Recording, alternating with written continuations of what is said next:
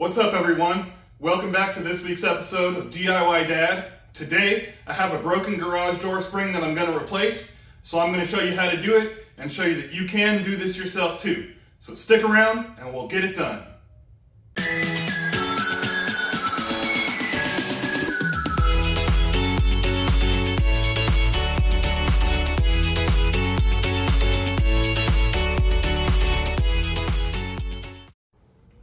Okay, so first off, let me say there is some inherent danger when you're replacing a garage door spring. If this is something that you're not comfortable doing, then by all means, hire a professional. That being said, I've done the research, I feel comfortable doing this, I know it's within the scope of things that I can do, so I'm going to show you how to do it. But like I said, if you have any hesitations or reservations, hire a professional. Alright, now let's get to it. First thing you want to do is disconnect the power from your garage door opener, like so. This one does have a battery backup, so I will take out the battery too. Okay, no battery. Power is off. And then you want to disconnect the actual garage from the track. Mine, you just pull the lever down and it disconnects it from the track. And to show you, here is our broken spring. You can see where it snapped there. This spring is still good, but we are going to replace both springs at the same time because due to metal fatigue, if this one's going bad, that one's likely to go bad soon, so we'll go ahead and replace them both. Okay, now the first thing that we need to do is release the tension from the spring that still has tension in it. So I got my winding bars right here. I have a wrench to undo the set screws here. So basically, what I'm going to do, you're going to put a winding bar in. You want to push up a little bit just to relieve some of that where the tension gets held on the bar. And then you're going to loosen your set screws. Make sure you loosen them enough to where they're not going to bind on the bar there. Okay, so there we go. So now we can start taking the tension out. And this is the part that people say is dangerous. So you do want to be careful. You're sticking another bar all the way. Lift up just a tad, pull this bar out, and go down. And then we'll just repeat this process until the tension is out of this spring.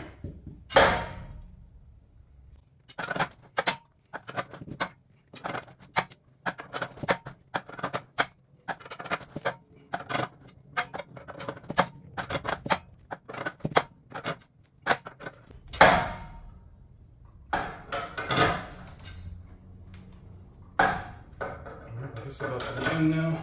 Couple more turns.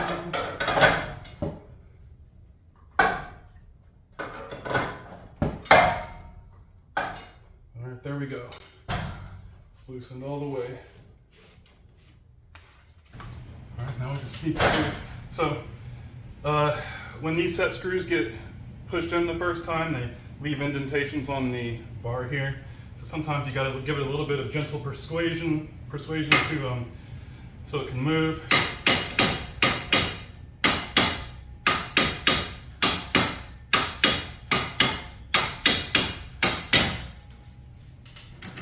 There we go. Now it's free. All right, now that the tension is gone out of our good spring here, now we can remove the set screws, or loosen the set screws in the broken spring, and then we'll loosen these screws on the center bearing plate here.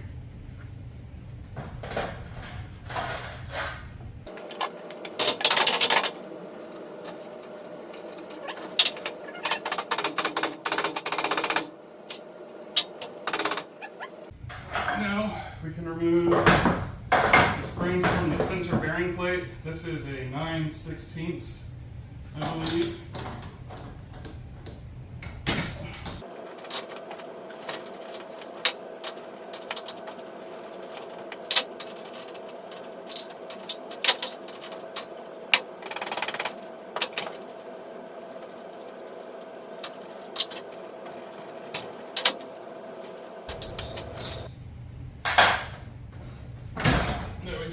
Now both springs are free.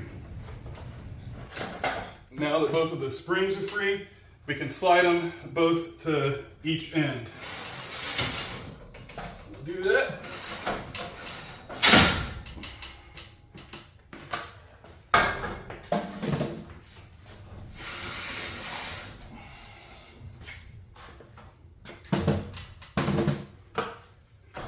Okay, now we can loosen up the set screws on the roller wheels on both ends here. Okay, this is the left or the right cable drum from the inside of the garage. So we'll go ahead and loosen the set screw on this one.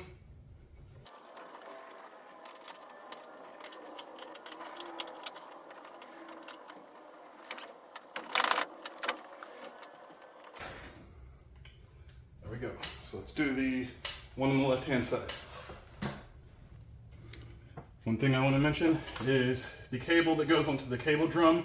Make sure that you secure those so it doesn't fall back down inside the door here. So that's the first thing I've done, is I've secured that cable.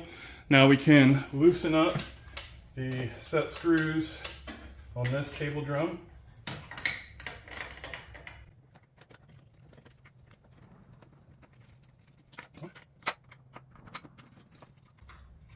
That's two.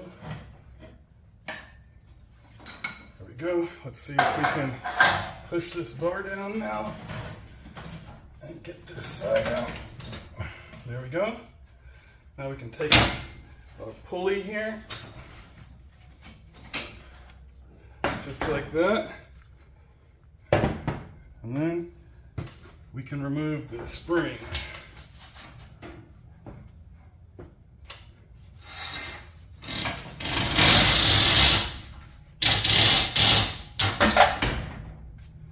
All right, the broken spring's out of there. Okay, so when you're buying a spring, there's a few things that you need to know. The first one is the wire size. There's ways you can calculate that. You can look on Google to calculate the correct wire size. Then you also need to know the inside diameter. This one is a 2-inch on the inside diameter. The wire size is actually a .218. And then you need to know the length of the spring. Once you know all those things and you're sure that's what you need, then we can go ahead and replace this. So let's go ahead and put this back on the shaft here.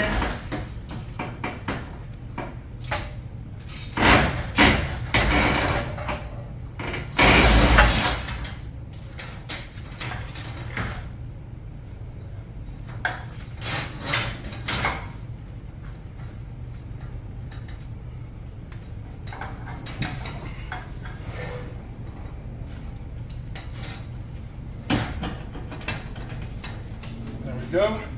Now we can pull this way to get that side out so we can take that other spring out.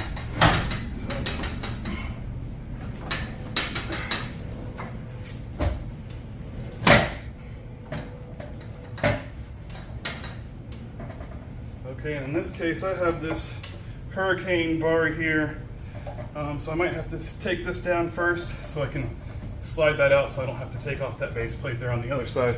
So let's get this hurricane bar removed. All right, here we go. I only had to remove one screw and just kind of lean this out of the way. Now we can finish pulling it this way. There we go. Now the bar on the other side has come out, so now we can take the spring off on that side and put the other spring on, the new spring. Okay, here we are at the side with the left-hand spring. So we'll remove our put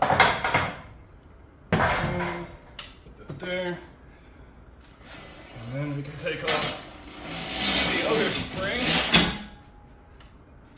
Okay, this is the left-hand spring, and you can tell, number one, because it's spray painted black, and because it's wound counterclockwise. So this is our left-hand spring.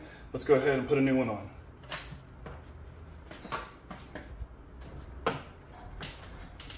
Okay, here is our new left-hand spring, and we can just look at it to confirm that it is wound counterclockwise. And it does have the black marking on there, so we know this is the left-hand spring. So let's go ahead and put it on.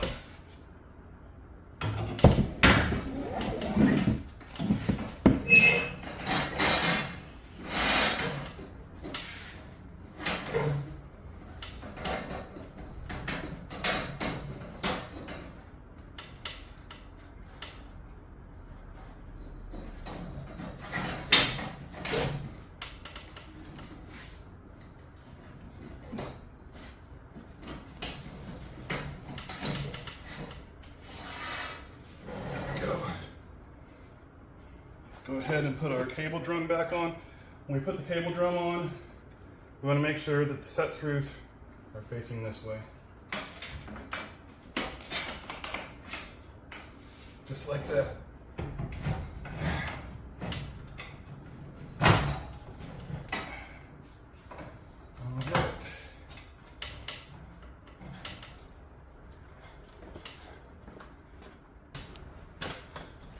So I went back on the other side and put the other cable drum on, again with the set screws facing on the inside. And let's go ahead and get this cable drum set.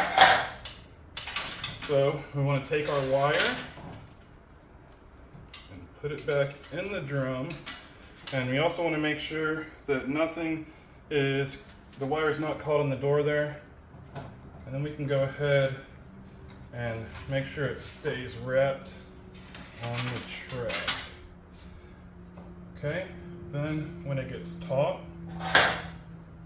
you are going to set your screws.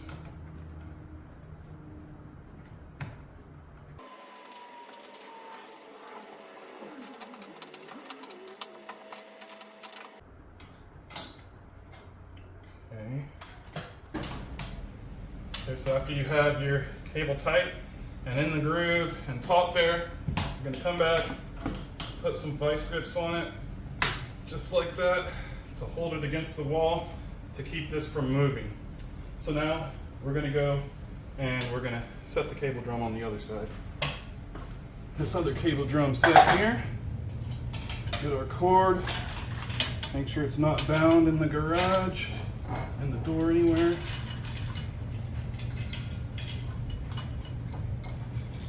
Stick it in the hole.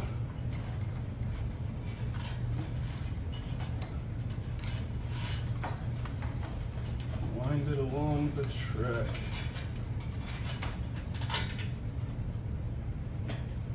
There we go.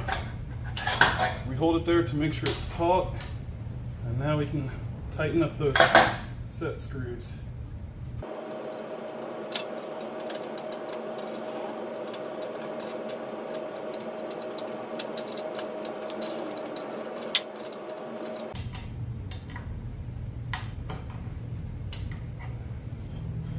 Alright, there we go. Now all we have to do is bolt up our center bearing plate here, and we will be ready to wind up our springs.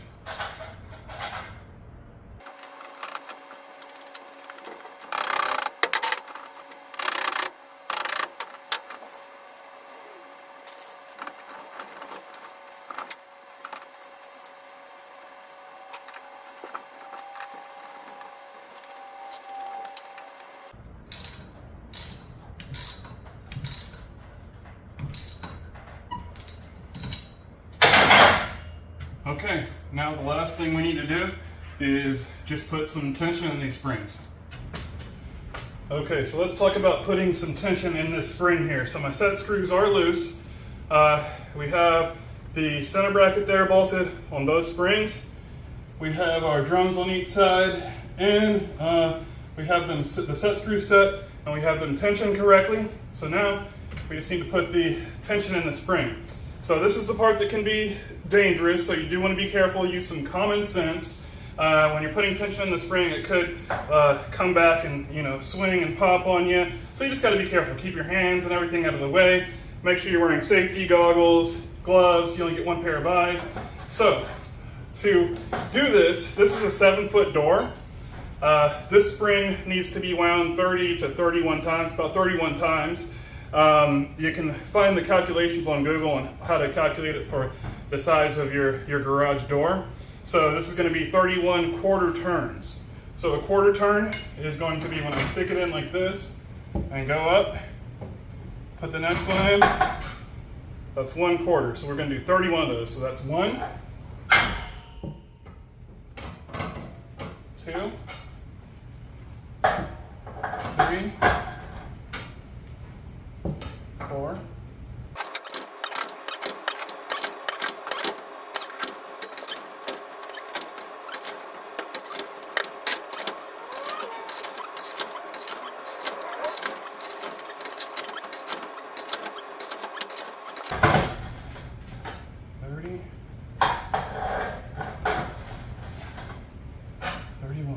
Okay, so that is 31. So let's go ahead and set our screws. So we're going to give it pull up a little bit.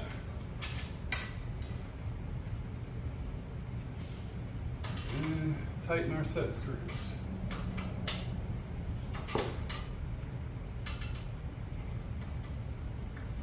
And you never want to let go of this rod here when you're doing this. That's how people can get hurt. And I don't want you to get hurt.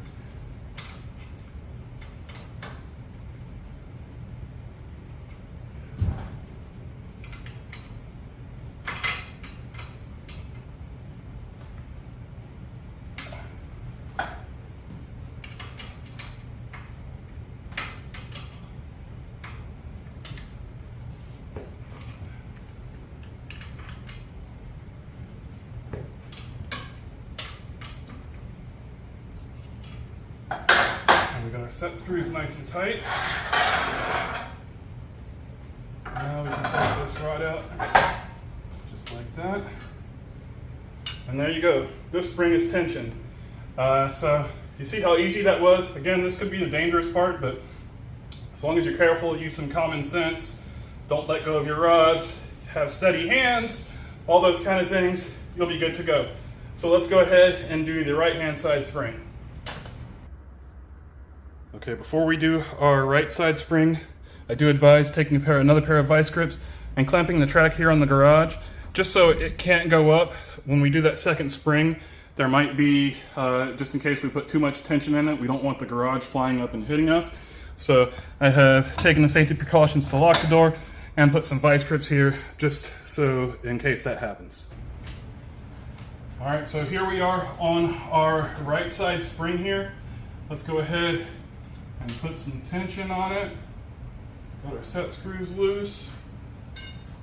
So just repeat the process.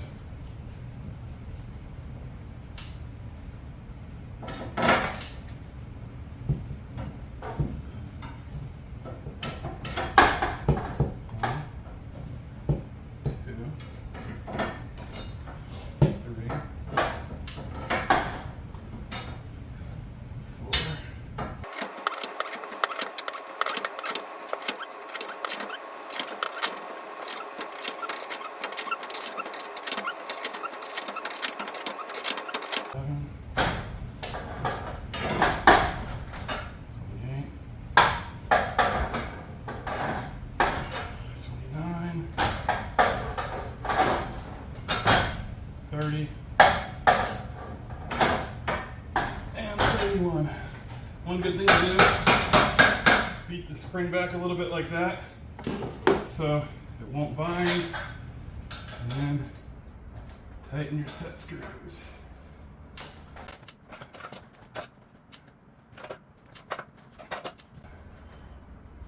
There we go.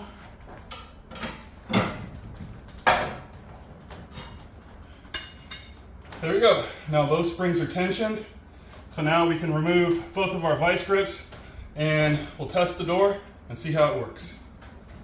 Okay, so we've removed both of our vice grips. We made sure that the cables are in the drums like they're supposed to be. Our springs are tensioned like we were supposed to. This is still unlocked, so let's go ahead and see if we can open up the garage. It should be easy enough to open up. It should stay in one spot. If I leave it, oh yeah, that's nice. So it should stay just like that. There we go.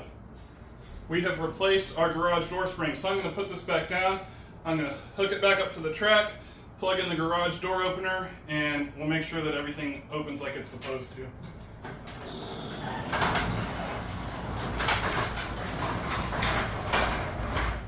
Okay, so we have everything set up now. The garage door opener is plugged in. It's back on the track. Let's go ahead and push the button.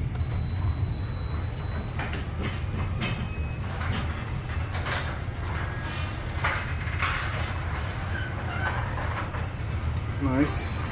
Going up just like it should. Let's push that button one more time and go down.